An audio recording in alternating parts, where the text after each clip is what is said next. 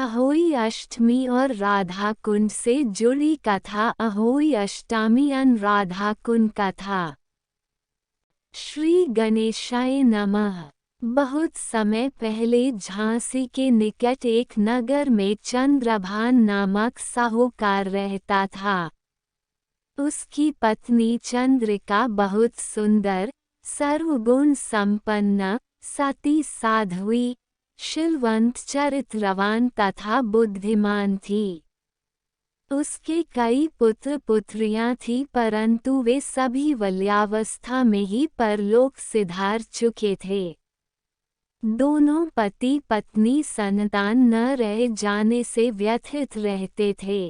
वे दोनों प्रतिदिन मन में सोचते कि हमारे मर जाने के बाद इस अपार धन संपदा को कौन संभालेगा।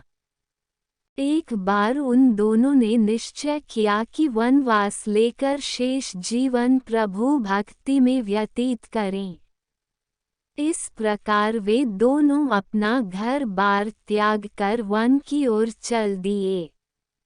रास्ते में जब थक जाते तो रुककर थोड़ा विश्राम कर लेते और फिर चल पड़ते। इस प्रकार धीरे धीरे वे बद्रिका आश्रम के निकट शीतल कुंड जा पहुँचे। वहां पहुंचकर दोनों ने निराहार रहकर प्राण त्यागने का निश्चय कर लिया। इस प्रकार निराहार व निर्जल रहते हुए उन्हें 7 दिन हो गए तो आकाशवाणी हुई कि तुम दोनों प्राणी अपने प्राण मत त्यागो।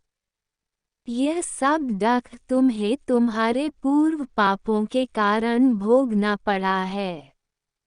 यदि तुम्हारी पत्नी कार्तिक मास के कृष्ण पक्ष में आने वाली अहोई अष्टमी को अहोई माता का व्रत और पूजन करे तो अहोई देवी प्रसन्न होकर साक्षात दर्शन देगी। तुम उनसे दीर्घायु पुत्रों का वरदान मांग लेना। व्रत के दिन तुम राधा कुंड में स्नान करना। चंद्रिका ने आकाशवाणी के बताए अनुसार विधि विधान से अहोई अष्टमी को अहोई माता का व्रत और पूजा अर्चना की और तत्पश्चात राधा कुंड में स्नान किया। जब वे स्नान इत्यादि के बाद घर पहुँचे तो उस दंपति को अहोई माता ने साक्षात दर्शन देकर वर मांगने को कहा।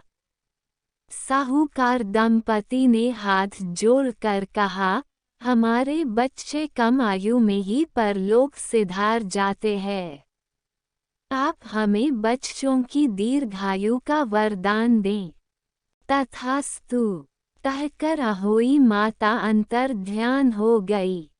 कुछ समय के बाद साहूकार दंपति को दीर्घायु पुत्रों की प्राप्ति हुई और वे सुखपूर्वक अपना गृहस्थ जीवन व्यतीत करने लगे।